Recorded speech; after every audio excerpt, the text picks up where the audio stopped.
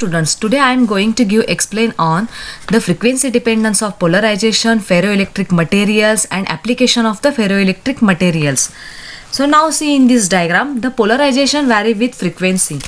On the x-axis, frequency. On y-axis, polarization. When the AC field is applied, polarization occurs, namely space charge polarization, orientational polarization, ionic polarization and the electronic polarization. From figure, first consider space charge polarization. The space charge polarization is very slow. It can be interfered that the space charge polarization occur at very low frequency, less than 10 raised to 2 Hz. The space charge polarization refers to diffusion of a metal ions over the several interatomic spacing. The space charge polarization is one of the slowest process compared to the other type of the polarization. Now the next one is orientational polarization. The orientational polarization mechanisms occurs only in the polar molecules when the AC voltage is applied and the frequency of the applied field is 10 raised to 6 Hz or less. This polarization mechanism is faster than space charge polarization but slower than the ionic and the electronic polarization. Next one is ionic polarization. The ionic polarization mainly occurs in only the ionic molecule wherever the frequency of applied field is less than the 10 raised to 13 Hz. Ionic polarization is faster than this space charge and the orientational polarization, but it is slower than the electronic polarization. And the last one is the electronic polarization. This electronic polarization is fastest polarization. It occurs immediately after the supply is switched on, and this polarization occurs in even at an optical frequency, that is a 10 raised to minus 16 Hz. Now see the next point is ferroelectric material. The ferroelectric materials are the class of a dielectric material which possesses the electrical properties that are analogous to the magnetic properties, such as a hysteresis, spontaneous magnetization, high susceptibility, etc., and which a ferromagnetic material possesses. The dielectric material and its polarization depends on the applied field, and this could be understood by comparing this ferroelectric material. And the examples of these ferroelectric materials are barium titanate, potassium dihydrogen phosphate and the Rochley salt, etc. Now come to see the ferroelectric properties. First one is the ferroelectric hysteresis. First one is ferroelectric hysteresis. The hysteresis loop of ferroelectric material is the graph between applied electric field and the p polarization as represented in the figure.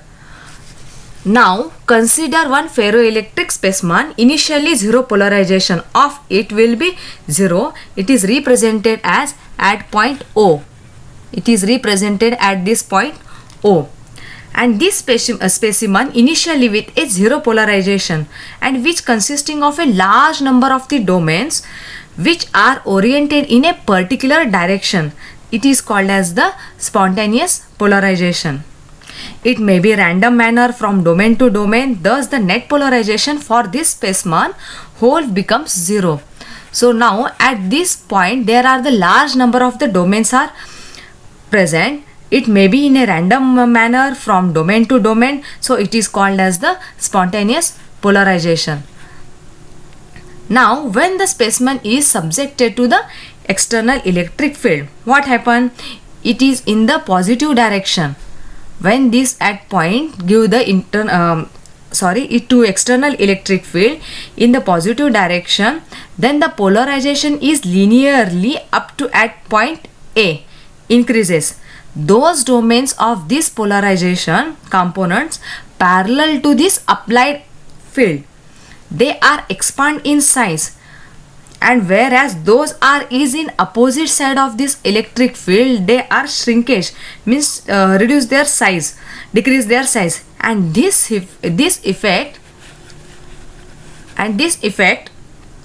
increase in a strength of this applied field, and the part of this OAB is stress. OAB is stress. Okay, once again I repeat this. When this specimen is subjected to the external electric field, what happen in this positive direction? This is the positive direction. These domains with a polarization components are parallel to this applied field and they expand in their size, whereas those components are in opposite side of this electric field, they are shrinkage and they reduce their size. So due to this effect, increase in the strength of that applied field.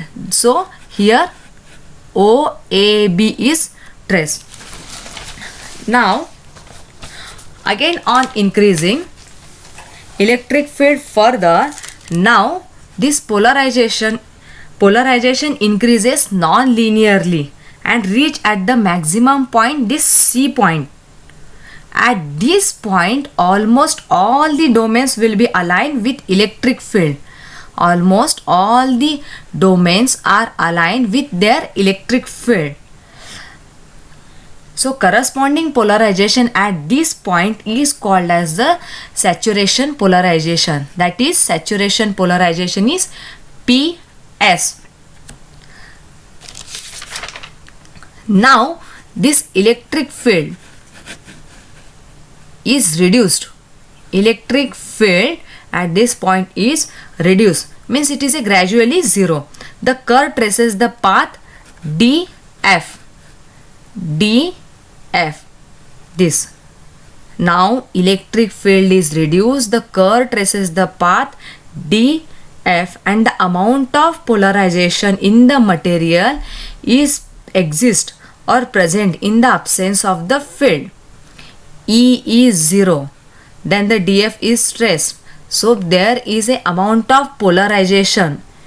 See here not P is a 0, so amount of polarization is present even in the absence of electric field. Dielectric material has residual amount of polarization OF equal to PR. O to F equal to PR, and this PR is called as the remnant polarization. This PR is called as the remnant polarization. This is because some domains are left in their electric field direction.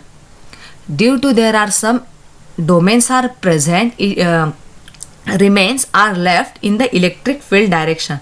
Now if the polarization is reduced to 0, okay, first electric field is 0, now the polarization, this P is 0 in the reverse direction, or it is in negative electric field is applied, so it is E equal to EC.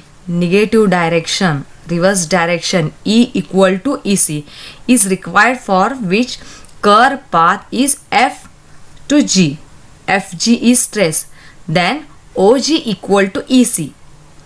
OG equal to EC is called as the corrosive field, is called as corrosive field, and this corrosive field means the amount of a electric field required to remain in polarization is called as the corrosive field. On further increasing electric field, the polarization in the negative direction, the polarization also increases in the negative direction, and the part of the curve HIJC is stress, the completing the hysteresis cycle. Thus, when the complete one AC signal is applied to the ferroelectric material, it complete one loop F, G, H, I, J, C. Now the second property is temperature dependence of dielectric constant. So every ferroelectric material undergoes a phase transition. Every ferroelectric material undergoes the phase transition from ferroelectric state to normal dielectric state, and the temperature at which this phase transition is take place, it is called as the Curie temperature, Tc. And the variation of dielectric constant of ferroelectric material with the temperature is as shown in figure.